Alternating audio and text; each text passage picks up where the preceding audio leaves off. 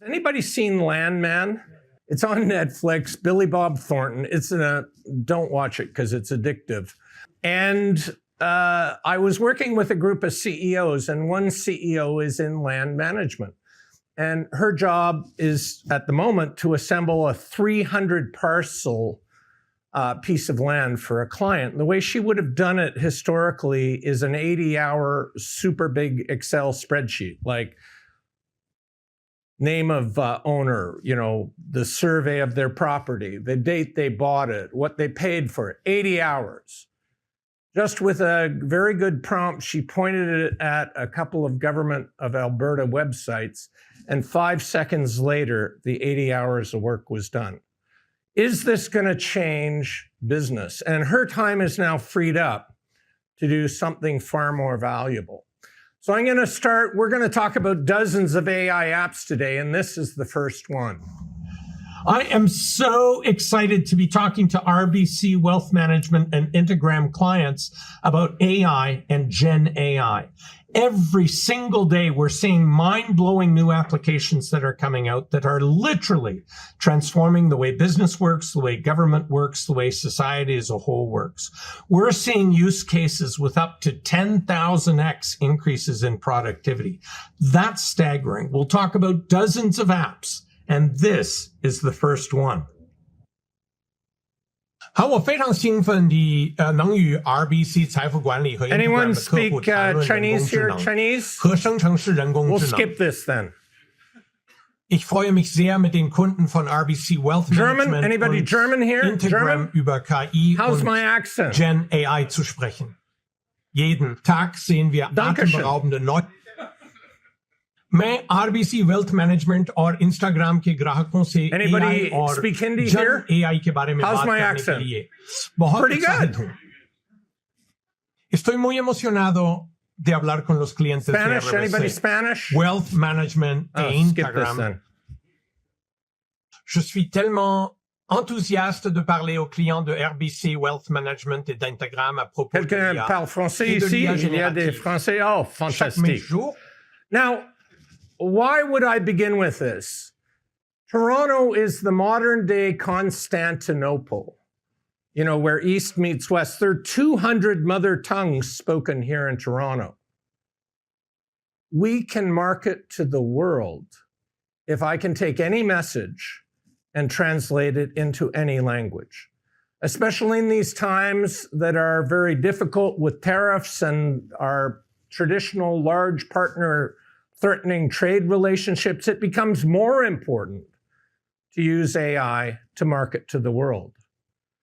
I was working with a convenience store chain. The majority of their new franchisees don't have English as their first language. What are the implications if I can market internally in any language? And by the way, people think AI is very expensive. That took me less than an hour to do. Actually, it was 30 seconds, upload it, and then I come back and all the translations are done for me. And the first time I did it, and by the way, it cost me an entire $1. Fina, I spent $1. $1, I know. That's a first. So it's not complex, it's easy, but it offers us incredible power. Now, I can go to stockimage.com and they will let me use an image like this for a mere $500 US in my presentations. It is so generous of them.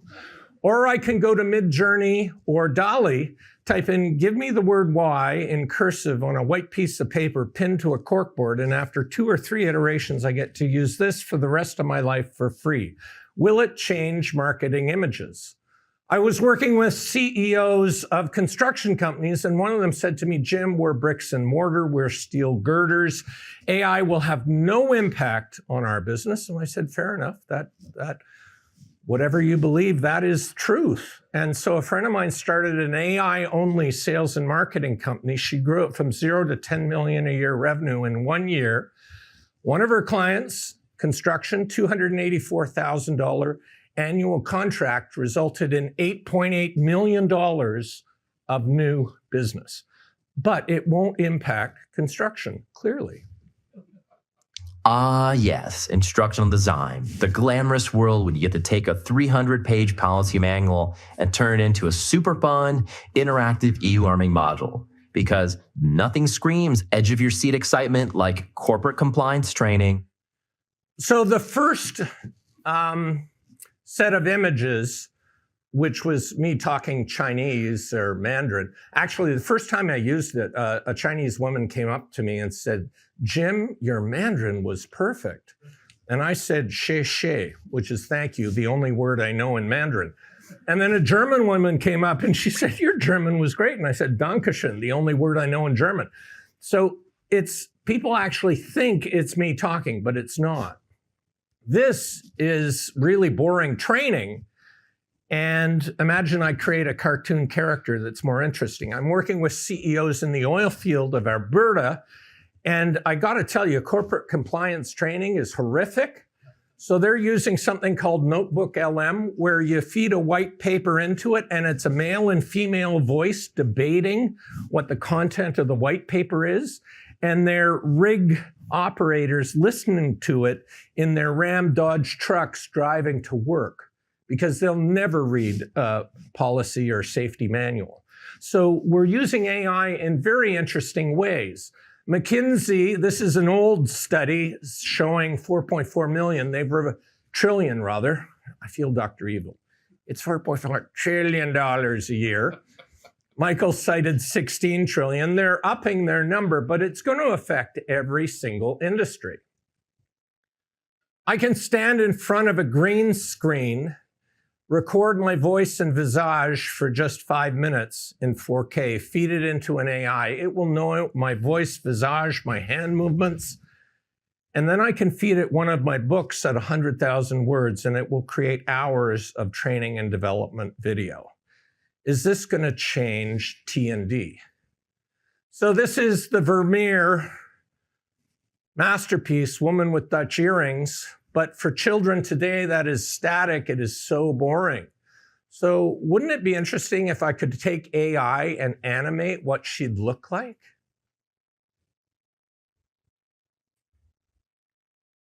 So I go to CES, the Consumer Electronics Show, every year, and this is Pat Gelsinger, the CEO of Intel at the time. This is January 24. I want to play you a little clip from Pat. These AI use cases are demonstrating such extraordinary economic value, right? It isn't just that, we're going to make money or the other technology providers are going to make money associated with it. You're creating new economic value, right? We're taking use cases, and having 10, 100,000, 10,000x productivity improvements. This is stunning as a result. And because there's so much economic value in these use cases, the world is motivated to figure it out. Inconceivable! For all you Princess Bride fans. So I'm just going to play you a clip from Jeff, the founder of Amazon. What is it that you're doing at Amazon? AI. Yeah, so there are a few things, but it's 95% AI. And where do you think? It's just so, because we're literally working on 1,000 applications internally. So AI, you have to remember, modern AI is a horizontal enabling layer. It can be used to improve everything. It will be in everything. This is most like electricity. These kind of horizontal layers, like electricity and compute, and now artificial intelligence, they go everywhere. I guarantee you, there is not a single application that you can think of that is not going to be made better by AI. And so what he's really saying is, he's talking about horizontal. I'm going to talk about vertical functions, same difference. But it literally impacts everything. And so there is no organization, there is no function that is not going to be impacted by AI. I'm going to play you a little clip from the founder of Facebook. Probably in 2025, we at Meta, as well as the other companies that are basically working on this, are going to have an AI that can effectively be a sort of mid-level engineer that you have at your company that can write code. So what is freaking people out is part of that McKinsey study that 30% of current work in the US will be automated in whole or part by 2030. Now, before you start freaking out, think about this. There are 2 million job openings in the US healthcare system alone. And we can't even find people. I don't know if you have that challenge that you hire somebody and then they ghost you, like you've hired them and they never come in. I thought ghosting only happened on Tinder, but no, it's happening for all of us today. So people are freaked out about AI. But before you get freaked out, think about this. 175 years ago, 80% of employment in Canada was in agriculture. Today, it's less than 2%. So we've survived farm automation. But the real story is that everyone had to change. New companies emerged. Society as a whole changed. This is really a story about change, not about technology or AI. So Boston Consulting Group and Harvard gave 758 white-collar consultants AI tools, and they measured performance before and after. They had 12% higher quantity of work, 25% faster, and 40% higher quality. Now, this next one just blows me away. Here's the average performance before the tool, and here's the average performance after. The light green bars are low performers, and the dark green bars are high performers. Notice that everyone moves to the right. In fact, the bulk of people are now at a performance better than your top decile. The people who benefit most are people who have low performance in an area. So it's like giving superpowers. How do you take a 3-month employee and turn them into a 3-year performance employee? With these tools. Now, I hear many governments, ministers, some organizations saying, we will not use AI tools in the education system, for instance. And to me, that's like saying, we do not want our people to have superpowers. Thank you very much. It's an insane statement, and yet it's being made quite often. So 99% of Canadian companies are SMEs. We're working with a $35 million manufacturing firm. A 40% uplift is worth $14 million. As leaders of your companies, can you ignore a $14 million uplift?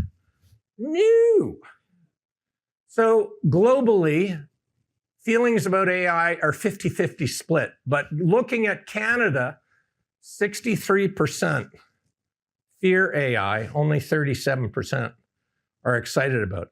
You are never going to implement AI in your organization when 63% of your people fear it. Now, here's the good news. When I was in Davos this year at WEF, talking to a CEO who just finished a 35,000 global survey, 27 countries, when you have trained every single person in AI and they see the awesome power of it, that fear drops to 10%. That is the grease that is needed on the skids to create organizational change.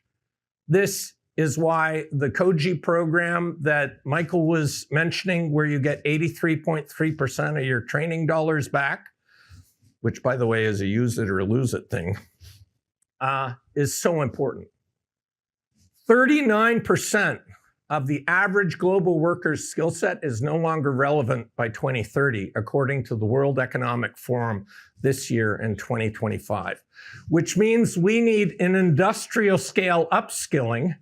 Upskilling says that 61% of your skill set is valid, 39 is no longer by 2030. We got to get training for that 39. Reskilling is say, hey, I used to scythe wheat on the farm in Alberta. And unless you're a Mennonite, a Hutterite, or Amish, it's irrelevant now. So reskilling says 0% of my skill set is relevant. We need an industrial scale level of retraining, training, upskilling. I'm using AI for the third year in a row to do that. So I'm working with the AI, I'm talking to it, it advises me. I ask it about how what I'm doing compares to my competitors, where my gaps are, how I should fill in. And it's been amazing, but I've had to learn how to do it. And as an example, I'm bringing an executive with me this year, and somebody new who's never worked on with me before. And they were just kind of sitting there with their mouth open, not understanding how I was working with the AI to achieve my goal. So I think that for all of us, whether you're a CEO, a journalist, or a support worker, a sales worker, marketing worker, no matter what you're doing, you're going to have to reach a doctor, radiologist, you name it. Everyone is going to have to retrain themselves to be productive with AI. This is Mark Benioff this year in Davos at WEF. The largest CRM in the world, most successful, saying, I have to personally be continuously learning. This is a very important message. So here's the job impact by 2030. This is McKinsey. First, the good news, 555 million to 899 million jobs created. How they get so granular, I'm not so sure. I would have just said 900 million, whatever. But 400 to 800 million jobs lost. So my question to you is, if you could only choose one of these two, would you choose to disrupt your industry or be disrupted? Are you curious or fearful? Is this really about learning, or can we have the luxury of ignoring these trends? Is this an opportunity, or is it really adversity? It all depends on my frame. We need to embrace AI and technology because they are hugely deflationary. So a phone call here from Mississauga at the golf club to Paris, France in 1980, adjusted for inflation, was $10 US a minute. So if I had 30 people on a global conference call for 3 hours, that was a $50,000 bridged phone call. And today with Zoom, it's free. Look at how deflationary tech and innovation is, particularly in this time of tariffs and uncertainty. We need to have every lever we can to improve our operational efficiency. And it's not just efficiency, it's speed. So this is how long it took different technologies to reach 50 million customers. It took the airline industry 68 years. And it took Pokemon Go 19 days. So my question to you is, are you changing as fast as the technology is? Now, I can hear the thought bubbles. You might be thinking, Jim, this is such an unfair comparison because Pokemon Go is a game for little children. Okay, well then ChatGPT took 50 days to reach 50 million customers. Are we changing as fast? So there's a saying in Silicon Valley, speed is God and time is the devil. And I want to play you a little clip from Sam Altman, the founder of OpenAI, which gave us ChatGPT. The cycle here is basically talk to customer, understand pain point, build product to address that, get that in front of a user, see what they do, and then repeat the cycle. And this cycle is how you iterate and improve. The law of compound growth being what it is, if you can get 2% better every iteration cycle, and you have a chance of having an iteration cycle be every 4 hours or every 4 weeks, and you compound that over the course of a few years, you get in very different places. Make it one of your top goals to build the fastest iterating company the world has ever seen. So taking the bottom here is the company with a 4-week iteration cycle improving 2%. 52 weeks a year divided by 4 is 13 cycles, 1.02 to the power of 13. You have a 29% improvement after 1 year. The company that's operating on 4-hour cycles improving by 2%, 2,000 work hours in a year divided by 4 is 500, 20,000. I can tell you which outperforms the other. Speed is absolutely essential. And paradoxically, the faster we go, the more we need to take time. This is back to the CEO of Salesforce. This is a moment where we all have to regain our beginner's mind. So a phrase that I, cherished myself when I started my meditation this morning, this Japanese idea, Shoshin, regain your beginner's mind.